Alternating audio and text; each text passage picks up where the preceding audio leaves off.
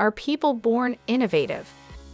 Ever wondered if you are really capable of becoming a good painter or writing that novel you dreamed about? So you are looking for an answer to, am I creative by birth, or should I only rely on pure work to earn my success?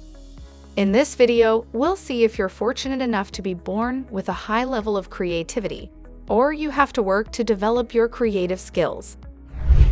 Remember that if you like this video, don't forget to hit that button. It really helps us to know that we should do more like this one. Also, check the description where you can find more resources related to the info in this video. Since humans started evolving, some 300,000 years ago, they developed what's called imagination, which is, by definition, the ability to produce and simulate novel objects, sensations, and ideas in the mind without any immediate input of the senses. While creativity might appear to be a spontaneous burst of brand new concepts, it is truly the art of developing the new from the old. The question with imagination has actually always been whether it has originated from nature or has developed over time with human support. Everybody can find out to be imaginative to some degree, but a new research study has revealed that the level to which we're born innovative might be greater than formerly believed.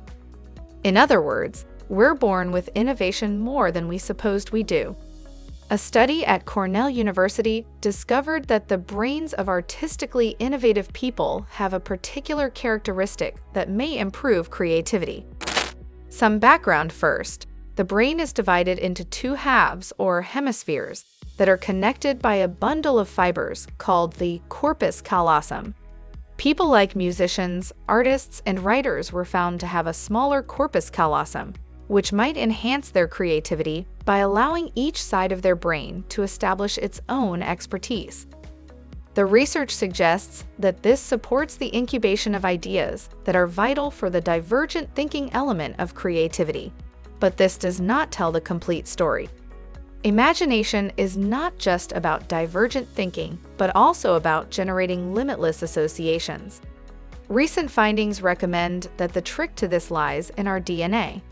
But this is not the end of the story. Imagination is not just about divergent thinking, but also about generating limitless associations. Recent findings confirm that this lies in our DNA, so imagination is related to the connectivity of massive brain networks. How brain areas speak with each other is crucial when it comes to fluency, flexibility, and creativity. In highly creative people, their genes are responsible for their brain connectivity. These genes enhance feelings and memory, indicating that more information reaches the level of knowledge. Researchers from the University of Helsinki examined some individuals' musical creativity based on their ability to evaluate pitch and time, as well as skills such as composing, improvisation, and setting up. They discovered that the existence of one specific cluster of genes correlated with musical imagination. Crucially, this cluster belongs to a gene family known to be involved in the plasticity of the brain. Its ability to reorganize itself by breaking and forming brand new connections in between cells. Here comes some science piece. The researchers observed increased imagination in individuals with duplicate DNA strands, including a gene that impacts the processing of a key neurotransmitter called serotonin. This finding has been backed up by a recently published neuroimaging study, which discovered that elevating serotonin levels in the brain increases connectivity in its most important locations called hubs, an area in the brain called the posterior cingulate cortex. The result of this experiment is particularly fascinating since, while serotonin is commonly understood for regulating sleep, body temperature, and libido, the changing levels of this chemical have actually been linked to some neuropsychiatric disorders, such as bipolar anxiety. First conclusion: imagination may be a side effect of some moderate mental disorders. Over the past 40 years, some Swedish scientists have actually been conducting large studies among individuals with mental disorders and their siblings.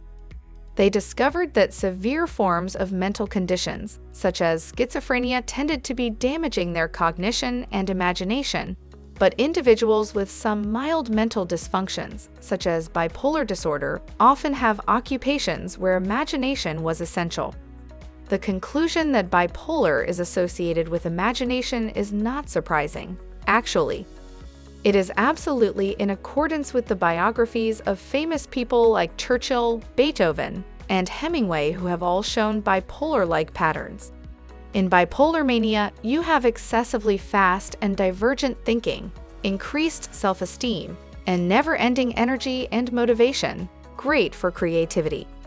But in extreme schizophrenia, however, there are big problems of attention and memory, loss of interest, and general slowness. These troublesome symptoms, missing in typical bipolar clients during up states, have a negative impact on imaginative output.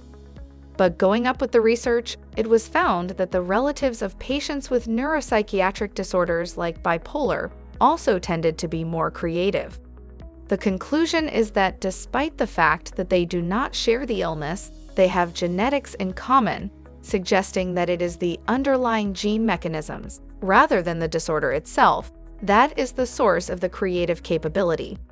Okay, so the partial conclusion would be that such imagination genes may drive people to have a natural inclination for divergent thinking.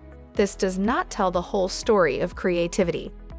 A lot depends on how these genes are expressed, and this is where the social environment can play a big role. A lot of people with creative imagination suffered from extreme pains in life, whether it be physical or mental abuse, hostility, disregard, or rejection. At the biological level, that injury is related to practical alteration of the brain, and it affects the expression of genes that have an influence on brain structure, maybe in the exact same neural networks that drives creativity. So, are we born innovative or not? While aspects such as childhood play an essential role in your brain's advancement, research has shown that having the ideal genetic makeup can steer your brain more likely towards creativity. The rest of us that don't have the genes or the right childhood experiences have to discover how to be imaginative. The association between imagination and some neuropsychiatric disorders may well help our existing genes discover how to unlock our inner creative spirit. But there are many various forms of imagination. For example, the genes that boost musical capability might not boost capabilities in the visual arts. Something's for certain, we have a lot more to discover the nature of humans' wonderful imagination. What you have to question about yourself is this: do I have in my family someone with a mild mental disorder like bipolar? What kinds of creativity am I inclined to? Writing, singing, or painting? Am I good at do-it-yourself? And do I have a lot of custom-made objects in my house? Depending on these answers, you may realize you got the right genes. Now you just have to develop that talent into a real thing. If you have something more to add, use the comments to pick up the conversation there. Also, check the description where we placed more resources related to the info in this video. Don't forget to like this video and subscribe to our channel to see more like this. In fact, why don't you click on the next one? We really think you will enjoy it.